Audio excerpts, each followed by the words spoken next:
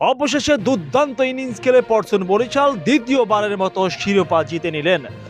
Toss হেরে bat করতে নেমে ওপেনিং জুটিতে দুর্দান্ত ব্যাটিং করে চিটাগাং কিংস। ওপেনিং জুটিতে 12.4 ওভারে 121 রান তোলে তারা। ওই জুটির উপর ভিত্তি করে মাত্র 3 উইকেট হারিয়ে 194 রান করেন মোহাম্মদ মিঠুনের দল। জবাবে ফরচুন বরিশাল ওপেনিং জুটিতে 8.1 ওভারে 76 রান যোগ করে। তামিম ও হৃদয়ের দেওয়া ভিত্তির উপর দাঁড়িয়ে কাইন মায়ার্স ও রিশাদ হোসেন বরিশালকে জয় এনে দিয়েছেন।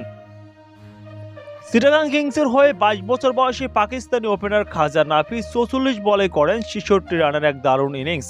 টুর্নামেন্ট দ্বিতীয় 50-র পথে তার ব্যাট থেকে 60টি চারের সঙ্গে 3টি ছক্কার শট আসে।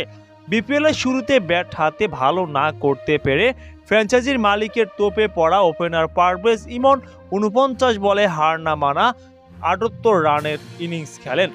তিনি 6টি চার ও 4টি ছক্কার হাঁকান। এছাড়া গ্রাহাম ক্লার্কের ব্যাট থেকে 23 বলে 46 রান আসে, 3টি ছক্কা ও 2টি চার মারেন তিনি। জবাবে বরিশালের হয়ে ওপেনার ও অধিনায়ক তামিম 29 বলে করেন 54 রানের এক বড় ইনিংস।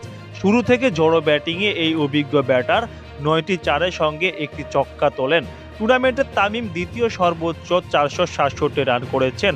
তার উপরে আছেন কেবল নাইম শেখ 511 রান ও তানজিম তামিম 485 রান করে। তার সঙ্গে জুটি গড়া ওপেনার হৃদয় 28 বলে 3-4-এর সাথে 32 রান করেন।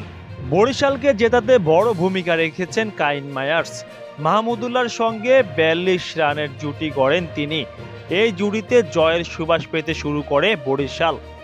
ওয়েস্ট ইন্ডিজের অলরাউন্ডার কাইন মায়ার্স 28 বলে করেন 46 রানের এক বড় ইনিংস। 3টি করে চার ও ছক্কা তোলেন তিনি।